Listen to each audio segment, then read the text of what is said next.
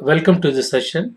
I'm Dr. Azariah, Faculty of English, Bishop Heber College. I'm the course coordinator of New Literatures 1 for 2nd MA Literature students. We shall discuss the poem Indian Reservation Kagnavaga by A.M. Klein.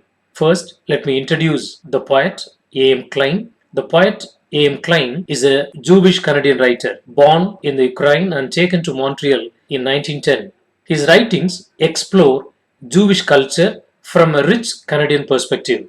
He was a member of the Montreal group, influenced by the poets T.S. Eliot, Ezra Pound, and the novelist James Joyce. Indian Reservation Kagnavaga is one of his famous poems where Klein advocates preservation of traditions.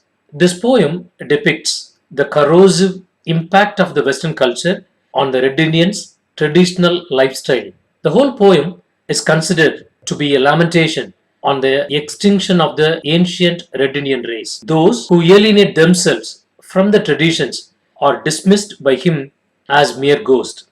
The poem begins with the question, where are the braves? He begins with the lamenting question. He wants to meet the Red Indians, whose faces he describes as an autumn fruit. Here, the autumn fruit stands for the possession of ripe knowledge by the Red Indians. And the poet is very eager to meet the monosyllabic chief who speaks and commands his people in a rough voice. The poet calls them feathered bestiaries because they, with their fur and feathers, represent the mythical animals. The poet represents many pictorial representation in his poem.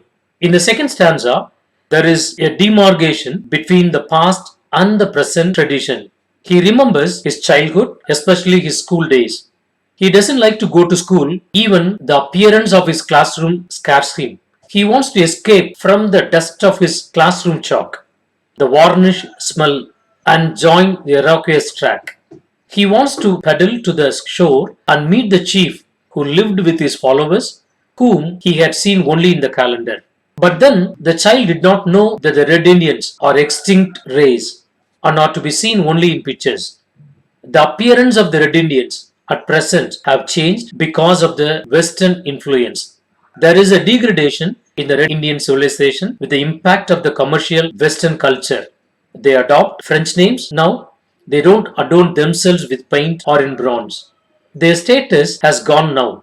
They have lost their identity. Even women have left wearing their traditional shawls. The tribes wear their traditional dress before the tourist for the sake of money.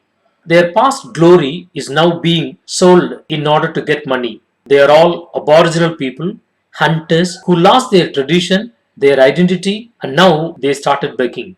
Now their past is sold in a shop. The relics of Red Indians are sold. Their culture, their tradition is sold for money. Their beaded shoes, their sweet grass basket, their burnt wood and coddy cloth, they have become saleable commodities. They dance, but only for a bribe. They are Aboriginal people, but they welcome a white mayor to the tribe and dance before him. In the end, he describes about the serious impact caused by the Westerners. And the animals are kept in a museum which have lost their dignity. Even the traditional hunters have lost their game. They are hunters by blood, but now they are all passive. Everything has gone now. The animals look pale. The shine of their fur is lost, and their bones are bleached because they are all in a museum. In the end of the poem, the poet says that the pious, prosperous ghost watches these things. Here, the poet clearly depicts how imperialism destroys the land, property, wealth, and tradition. Thank you so much.